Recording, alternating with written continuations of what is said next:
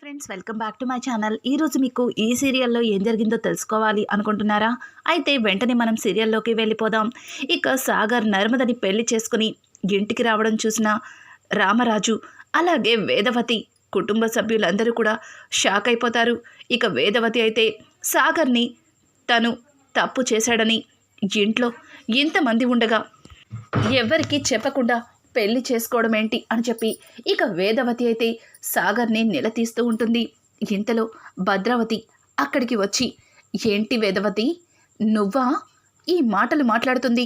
ఆ రోజు కుటుంబ గౌరవం కోసం ఆలోచించకుండా ఇంట్లో పనివాణ్ణి పెళ్లి చేసుకుని నాన్న గుండెల మీద తన్నావు. నీకంటే ముందు పుట్టిన నాకు పెళ్లి జరుగుతుందో లేదో అని కూడా ఆలోచించకుండా ఇదిగో ఈ అనాథతో వెళ్ళిపోయావు.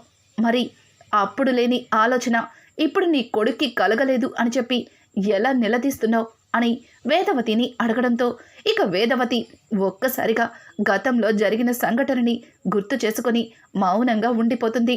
తన వల్లే తన అక్క భద్రావతి పెళ్లి లేకుండా అలా ఉండిపోయింది అని చెప్పి వేదవతి తన మనసులో అనుకుంటూ సైలెంట్గా ఉండిపోతుంది. ఇక రామరాజుని పట్టుకుని, భద్రావతి చెప్పు రామరాజు, ఇప్పుడు నీ కొడుకుని నువ్వు కూడా ఇంటి నుంచి బయటికి తరిమేస్తావా? అయితే ఆ రోజున ఈ వేదవతిని కూడా మేము ఇంటికి రానివ్వకుండా బయటికి తోసేయడం అన్నది 100కి ముమ్మాట్లు కరెక్ట్ అని చెప్పి ఇక భద్రావతి రామరాజుని నిందిస్తూ ఉంటుంది. రామరాజు, ఆ రోజు మీరు చేసిన తప్పునే మళ్ళీ నేను చెయ్యను. నా కొడుకుని ఎన్నటికీ బయటికి పంపించను. వాడు తను ప్రేమించిన అమ్మాయిని పెళ్లి చేసుకున్నాడు.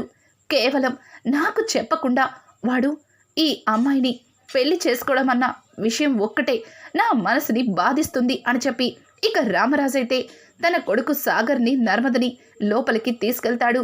అలాగే వేదవతి కూడా సంతోషిస్తుంది. ఏవండి, మీరంటుంది నిజమా అని అంటుంటే, అవును బుజ్జమ్మ, మనం చేస్తే న్యాయం, పిల్లలు చేస్తే తప్పని ఎలా అంటాను చెప్పు? వాడిష్టపడిన అమ్మాయిని కోల్పోకూడదని తన మెడలో తాలి కట్టి ఇంటికి తీసుకొచ్చాడు. వెళ్ళి వాళ్ళకి హారతిని తీసుకురా అని చెప్పి ఇక వేదవతిని లోపలికి పంపించడంతో ఒక్కసారిగా భద్రావతి ఇక సైనాపతి అందరూ కూడా ఆశ్చర్యంగా చూస్తారు.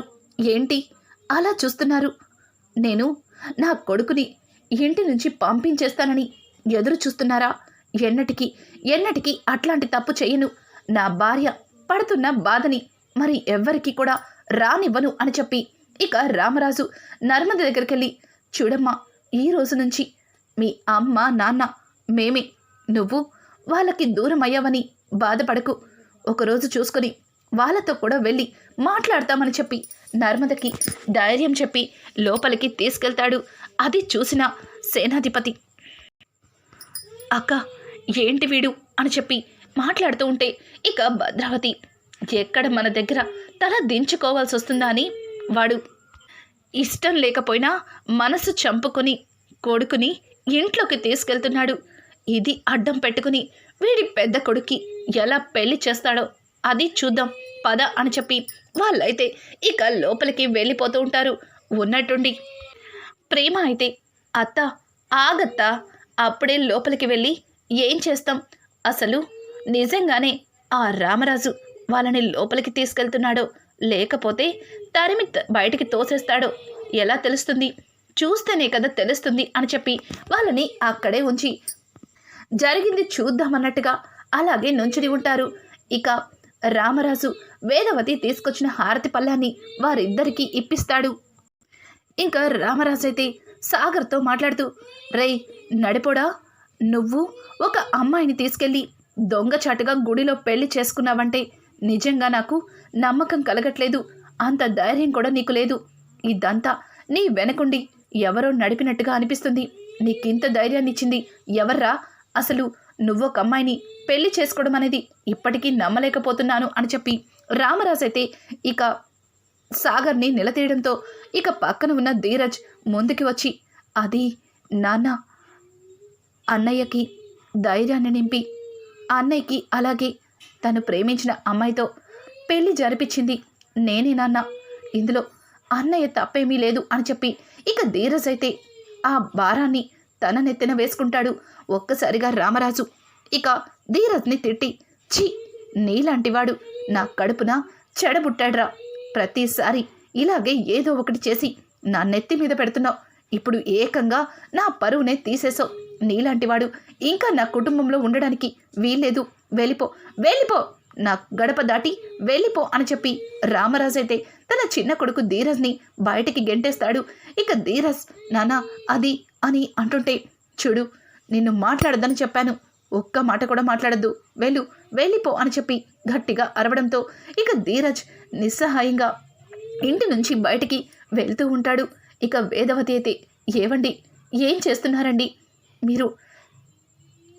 ధీరజ్ని బయటికి పంపించేస్తే వాడెక్కడ ఉంటాడండి? అసలు ఒక్కసారి కూడా ఆలోచించకుండా వాణ్ణి వెళ్ళిపోమంటున్నారు. వాడు చిన్నవాడండి, వాడికేం తెలియదండి అని చెప్పి ఇక వేదవతి అయితే రామరాజుకి నచ్చ చెప్పడానికి ప్రయత్నిస్తుంటే, బుజ్జమ్మ, నేను ఒక నిర్ణయం తీసుకున్నానంటే ఇక దాన్ని ఎదురు చెప్పడానికి వీల్లేదు, పద, లోపలికి పద అని చెప్పి వాళ్ళిద్దరికీ హారతినిచ్చి లోపలికైతే తీసుకెళ్తాడు. తర్వాత బయట ఉన్న సాగర్ దగ్గరికి వాళ్ళ చిన్నమామ వస్తాడు. రేయ్, ఏంట్రా చిన్నోడా ఇలా చేసావు? నీకు బావ గురించి తెలుసు, కానీ నువ్వు ఎందుకు ఇలాంటి పొరపాటు చేసావు అని చెప్పి ఇక ధీరజ్ని అడుగుతుంటే, ధీరజ్, మరేం చేయమంటావు మామ? వాడికేమో ప్రేమించిన అమ్మాయిని పెళ్లి చేసుకునే ధైర్యం లేదు. అలా అని తనని వదిలిపెట్టి వాడు బ్రతికి ఉండలేడు. వాడు కనుక ఆ ప్రేమించిన అమ్మాయికి పెళ్ళైతే తరువాత వాడు మనకి మిగలడు. అందుకే నేనే ఇలా ధైర్యం చేసి వాడికి నర్మదకి పెళ్లి జరిపించానని చెప్పి ఇక ధీరజ్ చెప్పిన మాటలకి వాళ్ళ చిన్నమామ, ఏంటో నువ్వేం చేస్తున్నావో నీకే అర్థం కావట్లేదు. సరే పద, మన ఇంటికి వెళ్దాం అని చెప్పి తన భుజం మీద చెయ్యి వేసి ఇక తన ఇంటికి తీసుకెళ్తుంటే, వద్దులే మామ, నేను మీ ఇంట్లో ఉన్నానన్న సంగతి నాన్నకి తెలిస్తే తర్వాత నాన్న నిన్ను కూడా రానివ్వడు అని అంటూ ఉంటే, అసలు నువ్వు మా ఇంట్లో ఉన్నావని ఎవర్రా చెప్తారు మీ నాన్నకి? నువ్వు ముందు పద, ఎప్పుడు తిన్నావో ఏంటో. మీనాక్షి అని చెప్పి తన భార్య మీనాక్షిని పిలుస్తాడు. ఇక మీనాక్షి ఇంట్లో నుంచి బయటికి వచ్చేసరికి తన తమ్ముడు ధీరజ్తో వాళ్ళ చిన్నమామ కనిపిస్తాడు. ఏంటి మావయ్య, వీడిని తీసుకొచ్చావు అని అంటుంటే, దానికి ఇక, ఏంటి వీడు నీకు తమ్ముడే కదా, వీడి గురించి అలా మాట్లాడతావేంటి? ఇంట్లో జరిగిన గొడవంతా చూసావు కదా, వాడెక్కడుంటాడు? అందుకే ఇంటికి తీసుకొచ్చాను అని అంటుంటే, అది కాదు మావయ్య, వీడిని కనుక ఇంట్లో ఉంచుకుంటే ఈ విషయం నాన్నకి తెలిస్తే తర్వాత ఏం జరుగుతుందో నీకు తెలుసు కదా. మనల్ని కూడా ఆ ఇంటికి రానివ్వరు. ఇప్పటికే ఇంట్లో ఖర్చులన్నీ వాళ్ళే చూసుకుంటున్నారు. ఇప్పుడు ఈ విషయం తెలిస్తే వాళ్ళ ఇంటికి రాకపోతే మన ఇంట్లో ఎలా గడుస్తుందనుకుంటున్నావు అని అంటుంటే, చూడు, అదంతా నేను చూసుకుంటాను, ముందు ధీరజ్కి భోజనం పెట్టు అని చెప్పి ఇక మీనాక్షి మీద గట్టిగా అరుస్తాడు. మీనాక్షి కూడా ధీరజ్కి భోజనం పెడుతూ ఉంటుంది. ఇక్కడ చూస్తే వేదవతి అయితే ధీరజ్ ఎక్కడికి వెళ్ళిపోయాడో అని చెప్పి తనలో తను కుమిలిపోతూ ఒక దగ్గర కూర్చుని ఉంటుంది. నర్మద వేదవతి దగ్గరకు వచ్చి, ఏవండి అని పిలవడంతో ఇక వేదవతి ఒక్కసారిగా తల పక్కకి తిప్పి నర్మదని చూస్తుంది. నర్మదని చూసి, ఏంటమ్మా, ఏమైనా కావాలా అని అంటుంటే, ఇంట్లో జరిగిన గొడవలన్నింటికి ఒక విధంగా నేనే కారణం. నా వల్లే ధీరజ్ ఇంటి నుంచి వెళ్ళిపోవలసి వచ్చింది. మీరు కూడా ఇలా బాధపడుతున్నారు అని చెప్పి ఇక నర్మద మాట్లాడుతుంటే, చూడమ్మా, నేను నీకు అత్తగారినవుతాను, నువ్వు నన్ను అత్తయ్య అని పిలవచ్చు. ఇక ఇంకొక మాట, ఆయన కోపం ఇట్టే పోతుంది.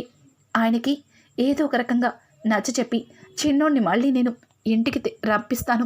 నువ్వేం ఆలోచించుకు, వెళ్ళి ప్రశాంతంగా ఉండని చెప్పి ఇక వేదవతి అయితే నర్మదకి నచ్చ చెప్పి లోపలికి పంపిస్తుంది. ఇంతలో రామరాజు వేదవతి దగ్గరకు వచ్చి, వేదవతి, నడిపోడు ఏదో గుడిలో పెళ్లి చేసేసుకున్నాడు, కానీ వాడికలా పెళ్లి జరగడం నాకు చాలా బాధగా అనిపిస్తుంది. అందుకే ఒకసారి ఆ అమ్మాయి వాళ్ళ ఇంటికెళ్ళి వాళ్ళ అమ్మ నాన్నతో మాట్లాడి తర్వాత వాళ్ళిద్దరికీ కలిపి రిసెప్షన్ చేయాలని ఉంది అని చెప్పి రామరాజు చెప్పిన మాటలకి వేదవతి, అవునండి, మీరు చెప్పింది కూడా బాగానే ఉంది. కానీ మీరు చిన్నోడిని అని అంటుంటే ఇంకొకసారి చిన్నోడి మాట ఎత్తితే మాత్రం ఊరుకునేది లేదు అని చెప్పి రామరాజు లోపలికి వెళ్ళిపోతాడు. ఇక రామరాజు అలాగే వేదవతి కలిసి నర్మద వాళ్ళ ఇంటికి వెళ్ళి వాళ్ళ అమ్మా నాన్నని ఒప్పించగలుగుతారా? అలాగే ఈ విషయంలో కూడా ఇక ధీరజ్ రామరాజుకి వెన్నంటే ఉండి ఎలా సహాయపడతాడు? రానున్న ఎపిసోడ్స్ అయితే మరింత ఇంట్రెస్టింగ్గా మారబోతున్నాయి. ఈ వీడియో మీకు నచ్చినట్టయితే లైక్ చేసి సబ్స్క్రైబ్ చేసుకోవడం మాత్రం మర్చిపోకండి. Thanks for watching. Bye friends.